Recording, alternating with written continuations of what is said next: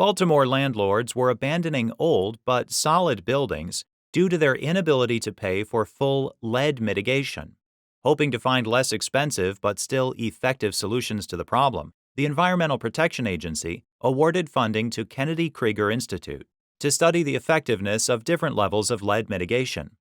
Grimes versus Kennedy Krieger Institute is the lawsuit that resulted when study participants displayed dangerously high lead levels in their blood.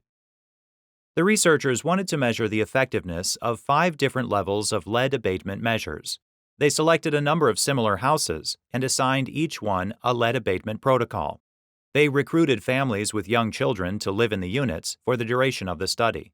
Families were paid small amounts for their participation.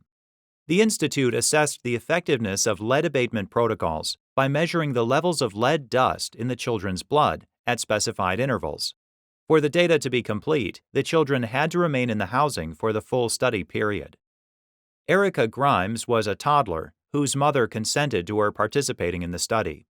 The Institute found lead in her home in its initial assessment. Lead levels in Grimes's blood increased from normal to dangerous during the study period. Grimes and another affected child sued the Institute through their mothers. They alleged that the Institute had negligently failed to warn them of the lead hazards that existed in the houses. The Institute argued that it had no duty to Grimes. The court found no special relationship between Grimes and the Institute that would give rise to a duty to warn Grimes of the risks.